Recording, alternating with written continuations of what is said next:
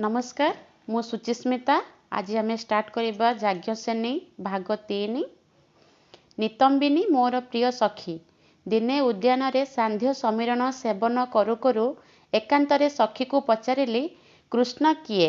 सखी मते आड़ नयन रे चाहिला बंकिम अधर रे हास्य रेखा फुटाई पचारिला कृष्णक ठारे कृष्णार की प्रयोजन। मु निर्मल हस हसी कहली पितांक ठारू सुनिछि केवल कृष्णार नुहे कृष्णक ठारे समस्तंकर प्रयोजन। कृष्णार किछि विशेष प्रयोजन थिबो परा। नितंबिनी ओठ चिपी हसु हसु कहिला।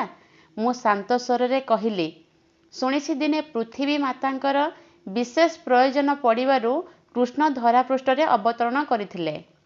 नितंबिनी मोर चिबुक धरी गभीर स्वर रे कहिला सखी कृष्ण को भूली जाओ। आर्त स्वर रे मु प्रश्न कली से की कथा। हाँ मो कथा मान एक कथा सत्य जे कृष्णक ठारे अछि प्रज्ञा और शौर्य। से दूरदर्शी कूटनीतिज्ञ शक्तिशाली एवं कर्मवीर। से प्रस्फुटित नीलपद्म भली सुंदर एवं निर्मल। से आर्तिर अभीष्ट पूर्ण करती एवं स्नेहर प्रतिदान दियंती। से एक हाथ ग्रहण कले सहस्र हाथ दान करती। तांकर हृदय विशाल एवं महान। से अद्वितीय वर एवं परम पुरुष। किंतु मु चमकी प्रश्न कली से लंपट 16 सहस्र गोपनारी तांकर प्रेमिका। नारीर हृदय को जिणिबा कलारे से एमिति पारंगम जे स्वामी पुत्र संसार छाड़ी गोपांगना माने तांकर मोहन बंशी स्वन शुणी जमुना तटरे अभिसार रचंती। ए अवश्य तांको कैशोरर कथा। एबे किंतु से प्रजापालक धर्मज्ञ द्वारकर अधिपति। मु मने मने भाबिली सबु श्रेष्ठ गुणर जी अधिकारी तांको पई स्वामी संसार छाड़ी बातुली हेबा स्त्री मानक पक्षरे नितांत स्वाभाविक। 16 सहस्र छाड़ी 7 सहस्र नारी जदि कृष्ण प्रेम रे बातुली हुंती सेथिरे तांकर दोष कौन। इच्छा हैला थरे सेई परम पुरुष कृष्ण को देखिबा पई केमिति तांकर रूप। नितंबिनी को पचारिले से परिहास करिवो कथाटाकू बढ़ई अन्य सखी माननकू कहिवो मते चिड़ाई चिड़ाई प्राण नहीं जिबे। कथाटाकू सीधा सड़क न पचारि प्रश्न कली कृष्णकर वंशानुचरित जान। नितंबिनी कहिला हसिला एवं कहिला वंश देखती पितामाता कन्या खोजे रूप। कृष्ण को रूप वर्णना शुणिले तुमे मूर्छा ही जीव। चेतना पाइबा मात्रे कहिबो कृष्ण बिना ए जीवन वृथा। संगे संगे कृष्ण को आनिदे नचेत ए देह धरिबी नाही। तापरे मु कौन करिबी। मु स्वप्नाविष्ट हेई कृष्णक रूपर कल्पना हजि जाई थाए। कल्पना ही तो मो बयसर सहचरी। ए बयसरे किए केते कल्पना न करे। कल्पना रे किए केते सुख न पाए। किंतु समस्तंकर सबु कल्पना सत हुए नाही। कल्पना सर्वदा सत्य हुए नाही बोली किए बा कल्पना को बाद दे बंची पारे। कृष्ण को कल्पना रे मु हजि गली। कृष्ण तमाल लता कुंज तले आमे दुई सखी बसी थाओ। नील आकाशर रंग अस्त सूर्यर स्पर्शरे रंजित होई मो पादर अलता धारे प्रतिफलित हेउथाए। स्वच्छ सलिल उद्यान सरसीरे ढल ढल नील कई धीरे धीरे पाखुड़ा मेलुथाए। अभिसारिकार भीरु पदपात करी निशब्द संकित भंगीरे चंद्रिका खोजी गोटी गोटी पाखुड़ा तार मुकुलित हेउथाए। संध्या आकाशरे नीलमेघ केते खंड चंद्रिकार पथरोध करी नीलकई संगे कौतुक आमोद लगाई थांती। एणे आकाशर नीलमेघ को देखी मोर पोषा मयूर दुईटी पुच्छ मेली नाचिबार उपक्रम करुथांती। नितंबिनी कृष्णकर रूप वर्णना करुथाए। मयूर चंद्रिकार ताले ताले मो हृदय भी केजाने काहींके नाची उठुथाए। मु भाबुथाए कृष्ण केमिति हुए तो नील तमाल परी किंबा नील मेघ परी तांको देहर रंग। नील कई परी निर्मल कोमल तांकर चक्षुर दृष्टि। मयूर चंद्रिकार उज्ज्वल नील रंग परी तांको केशर रंग। आउ तांकर अधर अगस्ती फूल परी बंकिम सुंदर। पद्म कोरक भली हस्तपद नील आकाश परी उदार प्रशस्त बक्ष। बसंतर कुहुतान भली ମଦ୍ର ମଧୁର ତାଙ୍କର କଣ୍ଠସ୍ୱର, ହେନା ଫୁଲର ସୁରଭି ଭଳି ତାଙ୍କ ଦେହର ଗନ୍ଧ, ଆଉ ଚମ୍ପା ତରୁ ଭଳି ଶ୍ୟାମଳ, କୋମଳ, ଶକ୍ତ ଆଉ ଦୀର୍ଘ ତାଙ୍କର ଶରୀର।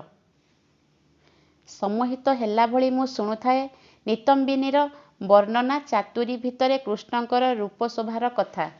ନିତମ୍ବିନୀ ମୋତେ ତୀର୍ଯ୍ୟକ୍ ଦୃଷ୍ଟିରେ କଟାକ୍ଷ ହାଣି ଅଳ୍ପ ଛେପ ଢୋକି କହିଲା, ପୁଣି ମଧୁପାନ ପରି କୃଷ୍ଣଙ୍କ ବାହୁବନ୍ଧନର ଅନୁଭବ ଆଉ କୃଷ୍ଣ ପ୍ରେମର ମାଦକତା। ନିଶାଗ୍ରସ୍ତ ଭଳି ମୁଁ ଢଳି ପଡ଼ୁଥାଏ ନିତମ୍ବିନୀର ଆଶ୍ରୟ ଭିତରେ। ସମଗ୍ର ଶରୀର ଥର ଥର କମ୍ପି ଉଠୁଥାଏ। ହୃଦୟ ସ୍ପନ୍ଦିତ ହେଉଥାଏ ବିଚିତ୍ର ଆବେଗର ଛନ୍ଦରେ। ଏ ଅନୁଭବ ଆଗରୁ ତ କେବେ ହୋଇନି। କ'ଣ ଏହାର ଅର୍ଥ? ଏପରି କାହିଁକି ହୁଏ? ଶୁଣିଲି ନିତମ୍ବିନୀ କାନ ପାଖରେ କହୁଛି କୃଷ୍ଣପ୍ରେମ ଏ ତାରି ଲକ୍ଷଣ। ହେ ପ୍ରଭୁ, ମୁଁ ଏବେ କ'ଣ କରିବି? ଲତାକୁଞ୍ଜ ତଳେ ମୋତେ ସେ ଶୋଇଦେଲା। ପୁଷ୍କରିଣୀ ଭିତରକୁ ଓହ୍ଲେଇ ଗଲା ଜଳ ଆଣି ମୋତେ ସାଷ୍ଟାମ କରିବା ପାଇଁ। ମୁଁ ଚେତନା ହରାଇ ନଥାଏ, ସବୁକିଛି ବୁଝିପାରୁଥାଏ, କିନ୍ତୁ ଗୋଟାଏ ସ୍ୱପ୍ନର ପୃଥିବୀରେ ମୁଁ ବିଚରଣ କରୁଥାଏ। ଯୁଆଡ଼େ ଚାହୁଁଥାଏ ଖାଲି ନୀଳ ନୀଳ କୃଷ୍ଣ ନୀଳ। ସାରା ବିଶ୍ୱ କୃଷ୍ଣମୟ, ପ୍ରେମମୟ, ମଧୁମୟ। ମୁଁ ଦେଖୁଥାଏ ଏ ବିଶ୍ୱମୟ କୃଷ୍ଣ, କୃଷ୍ଣମୟ ବିଶ୍ୱ। ସଖୀ ନିତମ୍ବିନୀ ମୋ ମୁହଁରେ ଜଳ ସିଞ୍ଚନ କରିବା ପୂର୍ବରୁ ନୀଳ ମେଘରୁ କେତେ ବିନ୍ଦୁ ଜଳ ମୋ ମୁହଁ ଉପରେ ଝରି ପଡ଼ିଲା। ମୋର କମ୍ପିତ ଶରୀର ଉପରେ ଟୁପ୍ ଟୁପ୍ ଝରୁଥାଏ ଗୋଟିଏ ଗୋଟିଏ କୃଷ୍ଣ ତମାଳ ପୁଷ୍ପ। ମୋତେ ଅଧିକରୁ ଅଧିକ ରୋମାଞ୍ଚିତ କରୁଥାଏ। ମୋର ପୋଷା ମୟୂର ମୋ ମୁହଁ ଚାରିପଟେ ପୁଚ୍ଛ ହଲାଇ ପଙ୍ଖା କରୁଥାଏ। ମୁଁ ଧୀରେ ଧୀରେ ପ୍ରକୃତିସ୍ଥା ହୋଇ ଲଜ୍ଜାରେ ଝାଉଁଳି ପଡ଼ୁଥାଏ। ଛି, ସଖୀ ନିତମ୍ବିନୀ କ'ଣ ଭାବିଥିବ? ସଖୀ ଜଳ ଆଞ୍ଜୁଳାଏ ଧରି ମୋ ପାଖରେ ପହଞ୍ଚିବା ପୂର୍ବରୁ ମୁଁ ଲାଜରେ ଆଖି ବୁଜି ପଡ଼ି ରହିଲି। କିନ୍ତୁ ଜଳ ଆଞ୍ଜୁଳାକ ସଙ୍ଗରେ ଦୁଇଟି ସଦ୍ୟ ଫୁଟନ୍ତି ନୀଳକଇଁ ଯେ ସେ ତୋଳି ଆଣିଛି, ସେକଥା ବି ମୁଁ ଲକ୍ଷ୍ୟ କରିଥାଏ। ହାୟ, ଫୁଲ ଦୁଇଟି ତୋଳିଲା କାହିଁକି ନିତମ୍ବିନୀ? ଚନ୍ଦ୍ରିକାର ମଧୁପାନ କରି ରାତିସାରା ନୀଳକଇଁ ହସିଥାନ୍ତା। ନିତମ୍ବିନୀର ନିର୍ଦ୍ଦୟପଣିଆ ଦେଖି କ୍ଷୁଣ୍ଣ ହେଲି। ନିତମ୍ବିନୀ ମୋ ମୁହଁରେ ଜଳ ସିଞ୍ଚିଲା। ମୁଁ ଏଥର ଉଠି ବସିବାରେ କିଛି ବାଧା ନାହିଁ, କିନ୍ତୁ ଜାଣି ଜାଣି ମୁଁ ଉଠିଲି ନାହିଁ, ଆଖି ଖୋଲିଲି ନାହିଁ। ପ୍ରଥମ କାରଣ ଲଜ୍ଜା, ଦ୍ୱିତୀୟ କାରଣ ନୀଳକଇଁ ତୋଳିଥିବାରୁ ନିତମ୍ବିନୀ ଉପରେ ବିରକ୍ତି। ନିତମ୍ବିନୀ ନୀଳକଇଁର ପାଖୁଡ଼ାକୁ ଧୀରେ ଧୀରେ ମୋ ମୁହଁ ଉପରେ ଛୁଆଇଁ ଆଣିଲା। ଓଠ ଚିପି ଗଳାକୁ ମିଠା କରି କାନ ପାଖରେ ଆସ୍ତେ କହିଲା, ମୁଁ ଜାଣେ କୃଷ୍ଣଙ୍କ ସଞ୍ଜୀବନୀ ସ୍ପର୍ଶ ବିନା ଏ ରୋଗର ଉପଶମ ନାହିଁ। କିନ୍ତୁ ସଖୀ, ଦ୍ୱାରକାନାସିନୀ ଗୋବିନ୍ଦଙ୍କୁ ସଙ୍ଗେ ସଙ୍ଗେ ପାଇବି କେଉଁଠୁ? ତେଣୁ କୃଷ୍ଣ ନାମ ସ୍ମରି ଏଇ ନୀଳକଇଁ ଦୁଇଟି ତମ ହୃଦୟ ବେଶରେ ସ୍ଥାପନ କରୁଛି। ଏତିକିରେ ବର୍ତ୍ତମାନ ପାଇଁ ସୁସ୍ଥ ହୋଇ ନ ଉଠିଲେ ପିତା ଦ୍ରୁପଦ ରାଜବୈଦ୍ୟଙ୍କୁ ଧରି ଉଦ୍ୟାନରେ ପହଞ୍ଚିଯିବେ। ନୀଳାଞ୍ଜନା ଖବର ନେଇ ଉଆସକୁ ଯାଇଛି। ମହାରାଜଙ୍କୁ ରୋଗର କାରଣ ସମ୍ପର୍କରେ କ'ଣ କହିବି? ଏତିକି କହି ନିତମ୍ବିନୀ ନୀଳକଇଁ ଦୁଇଟିକୁ ମୋର ବକ୍ଷ ଦେଶରେ ରଖିଦେଲା। ମୁଁ ଫୁଲ ଦୁଇଟିକୁ ନିବିଡ଼ ଭାବେ ବକ୍ଷରେ ଜଡ଼ାଇ ଧରି କହିଲି, ଆହା, କାହିଁକି ଫୁଲ ଦୁଇଟି ତୋଳିଦେଲ? ଫୁଲ ଦୁଇଟିକୁ କୋମଳ ଭାବରେ ଧରି ମୁଁ ଉଠି ପଡ଼ିଲି। ନିତମ୍ବିନୀ ମଧ୍ୟ ଧଡ଼ପଡ଼ ହୋଇ ଉଠି ପଡ଼ିଲା। ଆସ୍ତେ କହିଲା, ମହାରାଜ ଆସୁଛନ୍ତି, ତାଙ୍କ ପଛରେ ସେ ପୁଣି କିଏ? ମୁଁ ବୁଝିପାରିଲି ନୀଳାଞ୍ଜନାରେ ଏତକ କାଣ୍ଡ। ମୋ ଅସୁସ୍ଥତା ଖବର ସେ ପିତାଙ୍କୁ ଦେଇଛି ଏବଂ ରାଜବୈଦ୍ୟଙ୍କୁ ଧରି ପିତା ସଙ୍ଗେ ସଙ୍ଗେ ଆସିଛନ୍ତି। ମୋର ସାମାନ୍ୟ କଷ୍ଟ ପିତା ସହିପାରନ୍ତି ନାହିଁ। ଏବେ କ'ଣ କରିବି? କୃଷ୍ଣଙ୍କ ରୂପ ବର୍ଣ୍ଣନା ଶୁଣୁ ଶୁଣୁ ମୁଁ ମୂର୍ଚ୍ଛା ଗଲି ବୋଲି ଯଦି ନିତମ୍ବିନୀ କହିଦିଏ, ମୋ ପିତାଙ୍କୁ ମୁହଁ ଦେଖାଇବି କେମିତି? ଲାଜରେ ତଳକୁ ମୁହଁ ପୋତି ମୁଁ ବସିଥାଏ। ନୀଳାଞ୍ଜନା ଉପରେ ରାଗୁଥାଏ। ଏଇ ସାମାନ୍ୟ କଥାଟା ପିତାଙ୍କୁ ଜଣେଇବାର କି ଆବଶ୍ୟକତା ଥିଲା? ମୁଁ ବିରକ୍ତ ହେଲି ମନେ ମନେ। ଔଷଧ ପ୍ରତି ମୋର ଘୋର ବିତୃଷ୍ଣା, ତା ସଙ୍ଗେ ସଙ୍ଗେ ରାଜବୈଦ୍ୟଙ୍କୁ ପ୍ରତି ମଧ୍ୟ। ତେଣୁ ରୋଗଶଯ୍ୟାରେ ରାଜବୈଦ୍ୟଙ୍କୁ ଦେଖିବା ମାତ୍ରେ ମୁଁ ଚିଡ଼ି ଉଠେ। ବହୁ କଷ୍ଟରେ ମୋତେ ଔଷଧ ଖୁଆଇବା ପାଇଁ ହୁଏ। ଶୁଣିଲି ପିତା ସ୍ନେହପୂର୍ଣ୍ଣ ଗଳାରେ କହୁଛନ୍ତି, ସବୁ ରୋଗର ନିଦାନ ସ୍ୱୟଂ ଶ୍ରୀକୃଷ୍ଣ ଯେଉଁଠି ଉପସ୍ଥିତ ସେଠି ରାଜବୈଦ୍ୟଙ୍କୁ ଆଣନ୍ତି କାହିଁକି? ତୁ ଚିନ୍ତା କର ନାହିଁ ମା। ହେନା ଫୁଲର ବାସ୍ନାରେ ସାରା ବଗିଚା ମହକି ଉଠିଲା। ଝଲକାଏ ପବନ କେଜାଣି କାହିଁକି ଉତ୍ତଳା ହେଇ କୃଷ୍ଣ ତମାଳ ଫୁଲ କେତେଟା ମୋ ଉପରେ ଝରାଇ ଦେଇ ବହିଗଲା। ସେଇ ପବନରେ ମୟୂର ଚନ୍ଦ୍ରିକାଟିଏ କେଉଁଠାରୁ ଉଡ଼ି ଆସି ମୋ କୋଳରେ ପଡ଼ିଲା। ମୋର ସାରା ଶରୀର ରୋମାଞ୍ଚିତ ହୋଇଗଲା। କେଉଁଠୁ ଆସିଲା ଏ ମୟୂର ଚନ୍ଦ୍ରିକା? ମୋର ମୟୂର ଦୁଇଟି ଯେ ବହୁ ବେଳ ହେଲା ଚାଲିଗଲାଣି। ପିତା ସ୍ନେହପୂର୍ଣ୍ଣ ଗଳାରେ କହିଲେ, କୃଷ୍ଣଙ୍କର ଆଶୀର୍ବାଦ ଗ୍ରହଣ କର ମା। ତୁ ଯେ ପରମ ସୌଭାଗ୍ୟବତୀ ହେବାକୁ ଯାଉଛୁ, ଏହା ହିଁ ତାର ନମୁନା। ମୟୂର ଚନ୍ଦ୍ରିକାଟିକୁ ସ୍ପର୍ଶ କଲେ କାଳେ ଆଉ ଥରେ ମୂର୍ଚ୍ଛା ଯିବି, ସେଇ ଭୟରେ ମୁଁ ତାକୁ ଉଠାଇ ନେଲି ନାହିଁ। ନିତମ୍ବିନୀ ମୋର ମନ କଥା ବୁଝିପାରେ। ସେ ଚନ୍ଦ୍ରିକାଟିକୁ ଅତି ଯତ୍ନରେ ତୋଳି ନେଇ କହିଲା, ତମ କବିତା ବହି ଭିତରେ ରଖିଦେବି। ଛି, ନିତମ୍ବିନୀର କାଣ୍ଡଜ୍ଞାନ ନାହିଁ। ମୁଁ ଯେ କବିତା ଲେଖେ ଯେ କଥା କ'ଣ କୃଷ୍ଣଙ୍କର ଜାଣିବା ଉଚିତ? ଯାହାଙ୍କ ପଦରେଣୁରେ ଏ ବିଶ୍ୱ କାବ୍ୟମୟ ହୁଏ, ମୋ କବିତା ଲେଖା ଶୁଣି ସେ କ'ଣ ଭାବିବେ? ତା ଛଡ଼ା ପିତା ମଧ୍ୟ କ'ଣ ଭାବିବେ? ଶୁଣିଲି ପିତା ସ୍ନେହପୂର୍ଣ୍ଣ କଣ୍ଠରେ କହୁଛନ୍ତି, କୃଷ୍ଣଙ୍କର ପଦବନ୍ଦନା କର ମା। ଏଇ ମାତ୍ର ଦ୍ୱାରିକାରୁ ସେ ଆସି ପହଞ୍ଚିଛନ୍ତି। ତୋ ଅସୁସ୍ଥତା ସମ୍ବାଦ ପାଇ ମୋ ସଙ୍ଗେ ଉଦ୍ୟାନକୁ ଚାଲି ଆସିଲେ। ମୋ ହାତରେ ଦୁଇଟି ସୁନ୍ଦର ସତେଜ ନୀଳକଇଁ। ମୋ ଆଖି ଆଗରେ ପିତାଙ୍କ ପାଦ ପାଖରେ ଦୁଇଟି ନୀଳ କୋମଳ କୋରକିତ ପାଦପଦ୍ମ। ମୁଁ କିବା ଛାର୍ ବିଶ୍ୱର ଶ୍ରେଷ୍ଠ କାବ୍ୟକାର ମଧ୍ୟ ସେ ପାଦ ଦୁଇଟିର ବର୍ଣ୍ଣନା କରିପାରିବେ ନାହିଁ। ସେଇ ପାଦ ଦୁଇଟିରେ କି ସମ୍ମୋହନ ଶକ୍ତି ଥିଲା କେଜାଣି, ମୁଁ ଯନ୍ତ୍ରଚାଳିତ ଭଳି ନୀଳକଇଁ ଦୁଇଟିକୁ ସେଇ ପାଦ ଉପରେ ଥୋଇଦେଇ ଅଶ୍ରୁ ଜଳରେ ସେ ପାଦକୁ ଧୋଇଦେଲି। ପ୍ରଥମ ଦେଖାରେ କୃଷ୍ଣଙ୍କର ପାଦ ଦୁଇଟିକୁ ହିଁ ମୁଁ ଦର୍ଶନ କଲି। ପିତାଙ୍କ ସଙ୍ଗେ କୃଷ୍ଣ ଉଆସକୁ ଫେରି ଯାଇଥିଲେ। ସେ ଅଦୃଶ୍ୟ ହେବା ପର୍ଯ୍ୟନ୍ତ ମୁଁ ଧ୍ୟାନମଗ୍ନ ହୋଇ ବସିଥାଏ, ଆଖି ତୋଳି ଚାହିଁ ନଥାଏ। ନିତମ୍ବିନୀ ମୋତେ ହଲାଇ ଦେଇ କହିଲା, ସଖୀ, ଏ କ'ଣ କଲ? ବକ୍ଷ ଦେଶରେ ସ୍ଥାନ ଦେଇଥିବା ନୀଳକଇଁକୁ କୃଷ୍ଣଙ୍କ ପାଦରେ ଅର୍ଘ୍ୟ ଦେଇଦେଲେ, ଏବେ କ'ଣ କରିବ? ମୁଁ ବିହ୍ୱଳ ହୋଇ କହିଲି, କହ ନିତମ୍ବିନୀ, ଏବେ କ'ଣ କରିବି? ସାରା ରାତି ସେଇ ପାଦ ଦୁଇଟିର ବର୍ଣ୍ଣନା କରି ମୁଁ କବିତା ଲେଖିଲି। ତେବେ ମଧ୍ୟ ମନ ବୁଝିଲା ନାହିଁ। ଭାବିଲି, ଯାହାର ପାଦ ଦୁଇଟାର ବର୍ଣ୍ଣନା ମୋ ଶକ୍ତିର ବାହାରେ, ତାର ମୁଖ, ଆଖି, ଅଧର ଏବଂ ବ୍ୟକ୍ତିତ୍ୱର ବର୍ଣ୍ଣନା କରି କି କବିତା ମୁଁ ଲେଖିବି? ଯଦି ବି ଲେଖିପାରିବି ନାହିଁ, ତେବେ କାହିଁକି ଆଉ କବିତା ଲେଖିବି? ସମସ୍ତଙ୍କ ମନ ଭିତରେ କବିତା ଥାଏ। କେହି ଲେଖେ, କେହି ଲେଖେ ନାହିଁ। କିନ୍ତୁ ମୁଁ ଲେଖେ। ଯେତେବେଳେ ଯେଉଁ ଭାବନା ମନକୁ ଆସେ, ମୁଁ ତାକୁ କବିତାରେ ରୂପ ଦିଏ। ମୋର ଉପଯୁକ୍ତ ଶିକ୍ଷା ପାଇଁ ପିତା ସମସ୍ତ ବ୍ୟବସ୍ଥା କରିଥିଲେ। ମୁଁ ଯେ ବିଦୁଷୀ ଏବଂ ଜ୍ଞାନ ପିପାସୁ ଏକଥା ମୋର ଶିକ୍ଷାଗୁରୁମାନେ ପିତାଙ୍କୁ କହନ୍ତି। ଖୁବ୍ ଶୀଘ୍ର ମୁଁ ଅନେକ ଶାସ୍ତ୍ର ପଢ଼ି ଆୟତ୍ତ କରିନେଇଥିଲି। ଗଣିତ ଶାସ୍ତ୍ର, ଗୃହବିଜ୍ଞାନ, ଚିତ୍ରାଙ୍କନ, ରନ୍ଧନ, ପୁଷ୍ପସଜ୍ଜା, ଅତିଥି ସତ୍କାର ଇତ୍ୟାଦି ସମସ୍ତ ବିଦ୍ୟାରେ ମୁଁ ନିପୁଣା ଥିଲି। ପ୍ରତ୍ୟେକ ବିଭାଗ ଶିକ୍ଷା ଦେବା ପାଇଁ ପିତା ଭିନ୍ନ ଭିନ୍ନ ଗୁରୁଙ୍କୁ ନିଯୁକ୍ତି ଦେଇଥିଲେ। ମାତ୍ର କବିତା ଲେଖା ଶିକ୍ଷା ଦେବା ପାଇଁ କୌଣସି ଗୁରୁ ନିଯୁକ୍ତି ପାଇନଥିଲେ। କବିତା ଲେଖିବା ପାଇଁ ମୋର ମନ ହିଁ ମୋତେ ପ୍ରେରଣା ଦେଇଥିଲା। ମୋର କଳ୍ପନା ହିଁ ମୋତେ କବିତା ଲେଖା ଶିଖାଇଥିଲା। ତେଣୁ ସେ ବିଦ୍ୟାଟି ମୋର ନିଜସ୍ୱ କଳା। ପିତା ସେ କଥା ଜାଣିବେ କେମିତି? ଆମ ଘରେ ଅନେକ ସମୟରେ ଶାସ୍ତ୍ର ଆଲୋଚନା ହୁଏ। କାବ୍ୟ କବିତାର ଆସର ବସେ। ବହୁ ପଣ୍ଡିତ, କବି, ବିଦ୍ୱାନ ମଣ୍ଡଳୀ ପିତାଙ୍କ ନିମନ୍ତ୍ରଣରେ ଆଲୋଚନାରେ ଚକ୍ରରେ ଭାଗ ନିଅନ୍ତି। ଏସବୁ ହୁଏ କେବଳ ମୋରି ପାଇଁ। କାରଣ ପିତା ଜାଣନ୍ତି, ନୃତ୍ୟ, ଗୀତ, ଆମୋଦ ପ୍ରମୋଦ ଅପେକ୍ଷା ଏସବୁ ମୋତେ ବେଶୀ ଭଲ ଲାଗେ।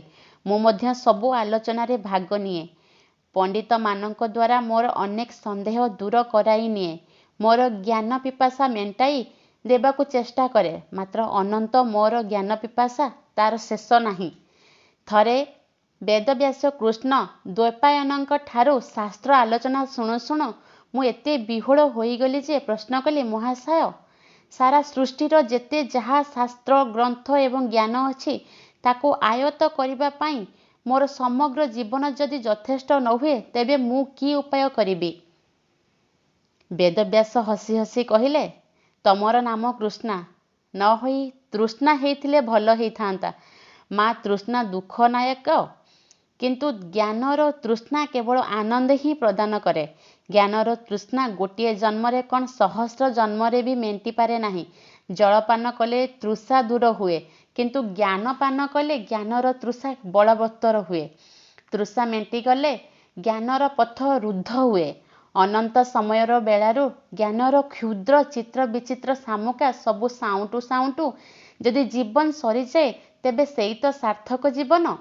ମୁଁ ଆହ୍ଲାଦିତ ହୋଇ ପ୍ରଶ୍ନ କଲି, ଯେତେ ସବୁ ଗ୍ରନ୍ଥ ମୋର ଗୁରୁମାନେ ଦେଇଥିଲେ ମୁଁ ପଢ଼ି ଶେଷ କରିଛି, ଆଉ କେଉଁ ଗ୍ରନ୍ଥ ପଢ଼ିବି? ବେଦବ୍ୟାସ ହସି ହସି କହିଲେ, ଜ୍ଞାନ ଆହରଣ ପାଇଁ ଗ୍ରନ୍ଥର କ'ଣ ଅଭାବ ଅଛି? ଏ ବିଶାଳ ବିଶ୍ୱ ହେଉଛି ସର୍ବଶ୍ରେଷ୍ଠ ଗ୍ରନ୍ଥାଗାର। ବିଶ୍ୱମୟଙ୍କର ସମସ୍ତ ସର୍ଜନା କୀଟାଣୁ ଭୂତାଣୁ ଠାରୁ ଆରମ୍ଭ କରି ଗ୍ରହ ନକ୍ଷତ୍ର ପର୍ଯ୍ୟନ୍ତ ସମସ୍ତେ ହେଉଛନ୍ତି ସେଇ ଗ୍ରନ୍ଥାଗାରର ଏକ ଏକ ମହାନ ଗ୍ରନ୍ଥ। ଏ ପୃଥିବୀର ଧୂଳିକଣା ସହ ମଧ୍ୟ ମୁହୂର୍ତ୍ତ ମୁହୂର୍ତ୍ତର ଅନୁଭୂତି ହେଉଛି ସେହି ସବୁ ଗ୍ରନ୍ଥମାନଙ୍କର ଗୋଟିଏ ଗୋଟିଏ ପତ୍ର। ତେଣୁ ଜୀବନର ପ୍ରତ୍ୟେକଟି ଅନୁଭୂତ ଅଧ୍ୟୟନରୁ ବସ୍ତୁ। ପୃଥିବୀରେ ଶାସ୍ତ୍ରକାର, ପଣ୍ଡିତ, କାବ୍ୟକାର, ମୁନି ଋଷି, ବିଦ୍ୱାନ ବ୍ୟକ୍ତିଗଣ ଜୀବନସାରା ଅଧ୍ୟୟନ କରି ମଧ୍ୟ ତାର ରହସ୍ୟ ଉନ୍ମୋଚନ କରିପାରି ନାହାନ୍ତି।